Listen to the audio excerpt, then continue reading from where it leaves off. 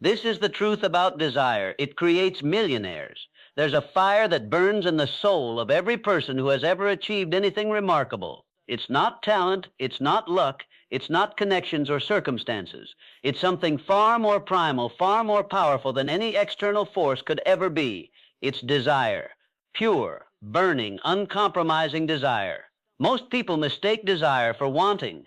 They think it's that fleeting feeling you get when you see someone else's success, that momentary spark when you imagine a different life. But true desire, the kind that creates millionaires, the kind that builds empires and changes the world, is something entirely different. It's not a wish, it's not a dream, it's a force of nature that reshapes reality itself. Andrew Carnegie understood this force. When a young Napoleon Hill approached him seeking the secret to wealth, Carnegie didn't hand him a blueprint or a formula. He handed him something far more valuable, the understanding that everything begins with a burning desire so intense it becomes impossible to ignore. Carnegie had felt that fire himself when he was just a 13-year-old boy working in a cotton mill, earning 20 cents a day. That desire didn't whisper to him. It roared. It demanded action. It refused to be silenced by circumstances, by poverty, by the voices that told him to accept his lot in life. You see, desire is not democratic. It doesn't visit everyone equally. Most people feel its faint echo and mistake it for the real thing. They feel a gentle nudge towards something better and think they've experienced the force that moves mountains. But real desire, the kind that creates millionaires, is like lightning striking the same place over and over again. It's relentless. It's consuming. It changes the very chemistry of your brain, rewiring neural pathways until every thought, every decision, every moment of your existence becomes aligned with one singular purpose. Thomas Edison felt this force when he was told he was too dumb to learn anything. While others saw failure in his 10,000 unsuccessful attempts to create the light bulb, Edison saw something different. He saw desire manifesting itself through persistence, through an unbreakable commitment to the vision that burned inside him. Each failure wasn't a setback. It was desire teaching him another way that wouldn't work, bringing him closer to the one way that would. Henry Ford experienced this same consuming fire when he envisioned a world where every family could own an automobile. People called him crazy. They said it was impossible. They pointed to the complexity, the cost, the established ways of doing things. But Ford's desire wasn't interested in their limitations. His desire created the assembly line, revolutionized manufacturing, and put the world on wheels. The desire came first. Everything else, the innovation, the wealth, the transformation of society itself followed. This is what most people fail to understand about wealth creation. They think it's about finding the right opportunity, learning the right skills, or being in the right place at the right time. But every millionaire knows a different truth. Opportunity doesn't create desire. Desire creates opportunity. Skills don't generate wealth. The burning need to express your desire through valuable service generates wealth.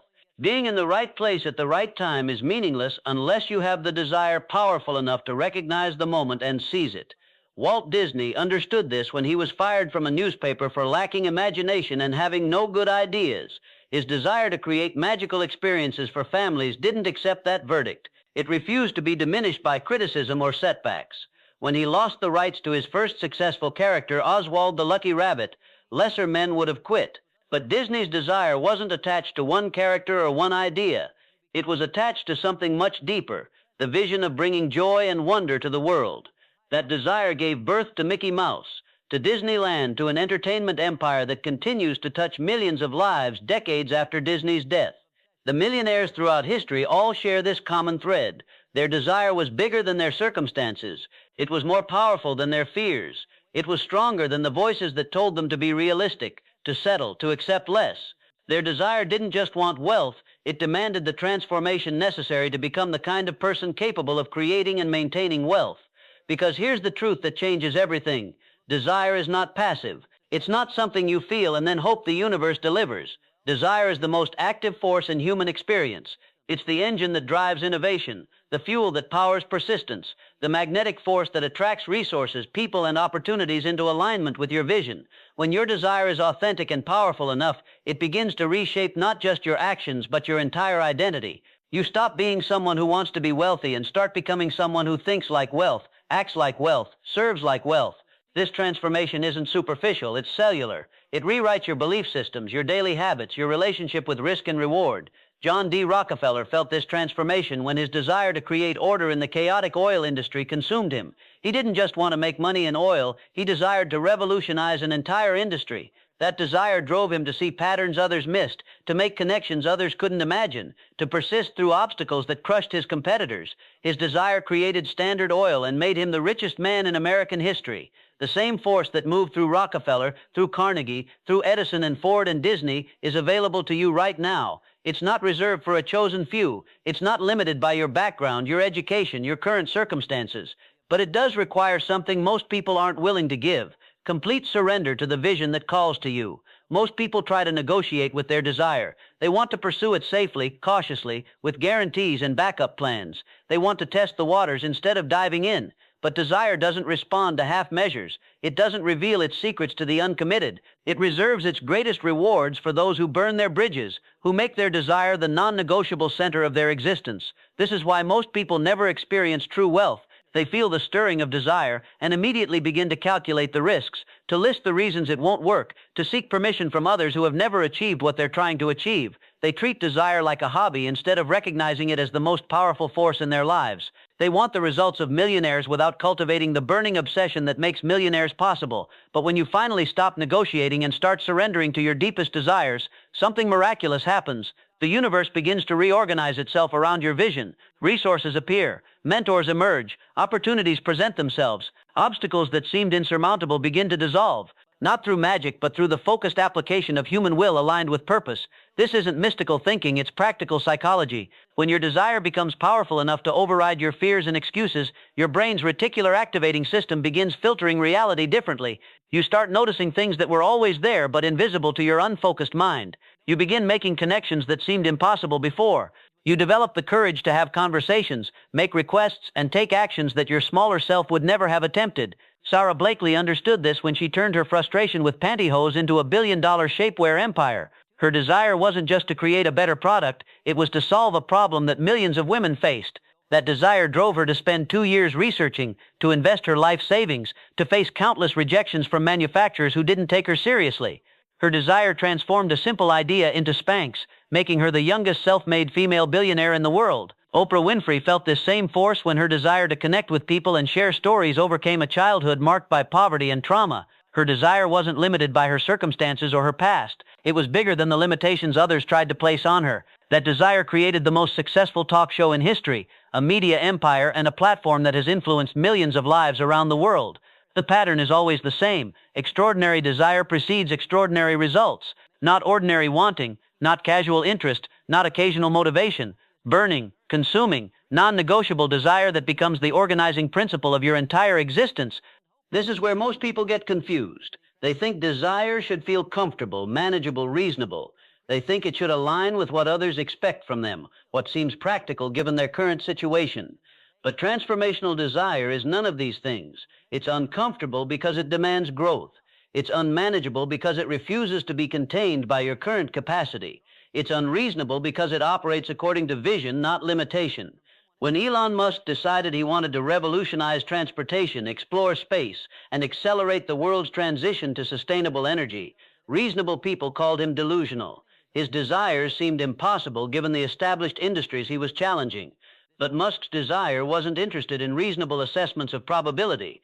His desire was interested in creating new realities that didn't exist before. That desire gave birth to Tesla, SpaceX, and innovations that are literally changing the future of human civilization. Jeff Bezos felt this same unreasonable desire when he left a lucrative career on Wall Street to sell books on the internet. Everyone told him it was crazy to give up financial security for an unproven business model. But Bezos's desire wasn't seeking security, it was seeking transformation. His desire to create the world's most customer-centric company drove him to build Amazon, revolutionizing not just retail but cloud computing, logistics, and artificial intelligence. His willingness to follow unreasonable desire created unreasonable wealth. This is the truth about desire that most people never learn. It's supposed to feel impossible at first. It's supposed to challenge everything you think you know about what's achievable. It's supposed to require you to become someone you've never been before. Because desire isn't just asking you to acquire wealth. It's asking you to evolve into the kind of person capable of creating and managing wealth. The millionaires who came before you all faced this same demand for transformation. They all had to abandon the comfort of their current identity to become who their desire was calling them to be. They had to develop new skills, new habits, new ways of thinking. They had to surround themselves with different people, consume different information, take different actions. Their desire didn't just change their bank accounts, it changed their entire relationship with reality. This is why desire is the ultimate wealth creation tool. It's not just motivation, it's metamorphosis. It doesn't just inspire action, it inspires evolution. The person who starts the journey toward millionaire status is never the same person who achieves it. Desire ensures that transformation occurs at every level: mental, emotional, spiritual, practical. Most people resist this transformation. They want the results of change without experiencing change itself. They want millionaire outcomes while maintaining middle-class thinking. They want extraordinary results while clinging to ordinary habits. But desire doesn't work that way. It demands everything. It requires you to surrender who you've been for who you're becoming. Colonel Sanders understood this when he was 65 years old, broke and living on Social Security. His desire to share his secret chicken recipe wasn't dampened by his age or circumstances. It wasn't reasonable for a senior citizen to start building a restaurant empire, but Sanders's desire wasn't interested in reasonable limitations. His desire drove him to approach over 1,000 restaurants, facing rejection after rejection, until he finally found partners who shared his vision. KFC became a global phenomenon because Sanders refused to let age, poverty, or repeated failure diminish his burning desire. Ray Kroc felt the same fire when he was selling milkshake machines to small restaurants. When he discovered McDonald's and saw the potential to systematize and scale their operation, his desire took over. He wasn't content to just sell them equipment. His desire demanded that he transform the entire fast food industry. His willingness to follow that desire created the world's largest restaurant chain and made him incredibly wealthy in his golden years. These stories aren't anomalies. They're examples of a universal principle. When desire becomes powerful enough, age becomes irrelevant, circumstances become irrelevant, past failures become irrelevant. Desire creates its own momentum, its own opportunities, its own solutions to seemingly impossible challenges. But desire also demands sacrifice. Not the sacrifice of happiness or fulfillment, the sacrifice of comfort, predictability, and the approval of those who don't share your vision.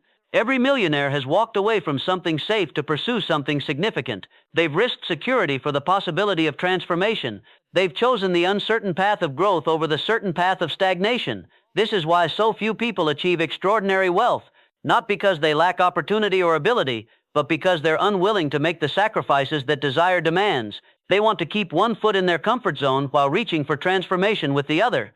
But desire doesn't accept partial commitment. It requires you to burn the bridges that lead back to mediocrity. When you finally make that commitment, when you decide that your desire for wealth and the freedom it provides is more important than your need for comfort and approval, everything changes. Your daily habits align with your vision. Your decisions become easier because you have a clear filter. Does this move me closer to or further from what I desire most? Your energy increases because you're no longer fighting internal conflicts between what you want and what you're willing to do to get it. This alignment between desire and action is what separates millionaires from dreamers. Dreamers feel desire but don't let it change their behavior. Millionaires let desire reorganize their entire existence. They wake up early because their desire demands maximum productivity. They invest in their education because their desire requires constant growth. They take calculated risks because their desire is bigger than their fear of failure. They also develop what Napoleon Hill called definiteness of purpose, a clear, specific, measurable vision of what they want to achieve and when they want to achieve it. Their desire isn't vague or general, it's laser-focused and time-bound.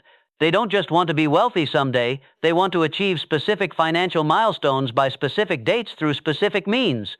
This definiteness transforms desire from a feeling into a force. It gives desire direction, urgency, and the power to make decisions. When opportunities arise, they can quickly determine whether they align with their definite purpose. When obstacles appear, they have a clear reason to persist through the difficulty. When others question their choices, they have an unshakable foundation for their decisions. The most successful wealth builders throughout history have all possessed this combination: burning desire plus definiteness of purpose plus unwavering persistence. They felt the fire, they aimed it precisely, and they refused to let any obstacle extinguish it. This formula has created more millionaires than any other approach in human history. Yet most people try to achieve wealth through formulas, strategies, and systems while ignoring the foundational element that makes everything else possible: desire.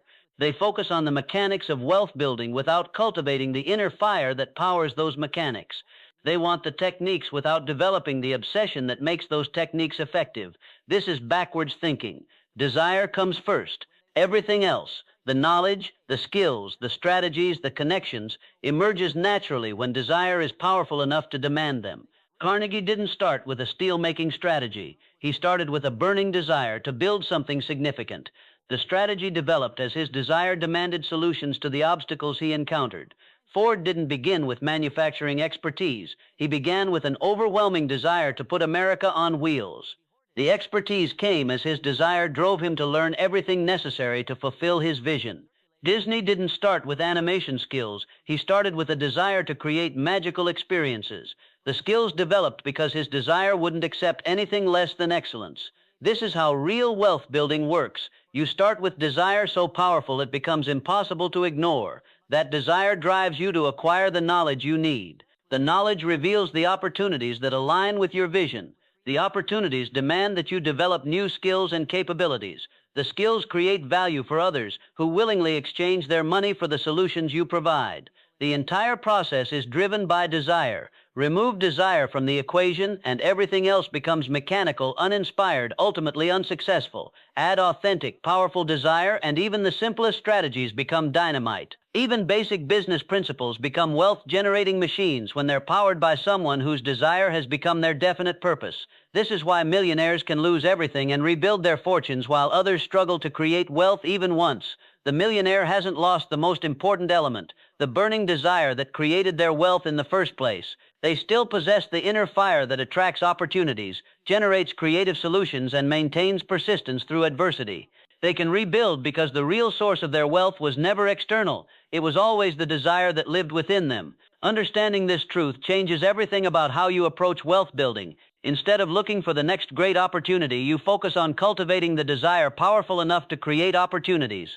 Instead of trying to copy someone else's strategy, you develop the burning obsession that makes any strategy work. Instead of waiting for perfect conditions, you let your desire create the conditions you need. This is the secret that Napoleon Hill discovered in his 20-year study of the world's most successful people. This is the principle that Andrew Carnegie and his associates used to build their fortunes. This is the force that continues to create new millionaires every day in every industry in every part of the world.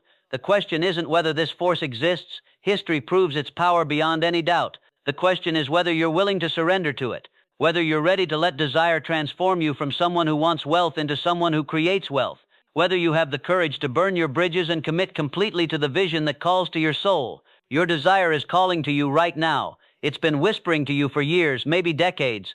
It's shown you glimpses of what's possible, moments of clarity about what you're truly capable of achieving. It's that vision that won't leave you alone, that dream that keeps returning no matter how many times you try to dismiss it as unrealistic. That vision is not a fantasy. It's a blueprint. It's desire showing you what wants to be created through you. Every millionaire started with a similar vision, a similar calling, a similar fire burning in their soul. The only difference between those who achieve extraordinary wealth and those who don't is this: some people listen to their desire and surrender to its demands, while others spend their lives explaining why it's impossible. Which choice will you make? Will you continue to negotiate with your desire to keep it safely contained within the boundaries of what seems reasonable? Or will you finally unleash the most powerful force in your life and let it create the wealth, the freedom, and the impact you've always known was possible? The choice is yours, but understand this: your desire won't wait forever. It's calling to you now with maximum intensity because now is when it wants to manifest. The world needs what your desire wants to create. People are waiting for the value you'll provide when you finally stop resisting and start surrendering to the force that creates millionaires. This is your moment. This is your calling. This is the truth about desire. It doesn't just want to make you wealthy, it wants to make you into the person capable of creating and sharing wealth in ways that transform not just your life, but the lives of everyone your success touches. The fire is burning. The only question is whether you'll finally stop running from it and start using it to forge the extraordinary life you were born to live. Your desire is ready. Your time is now. Your transformation begins the moment you stop negotiating and start surrendering to the most powerful force in human experience, the burning desire that creates millionaires.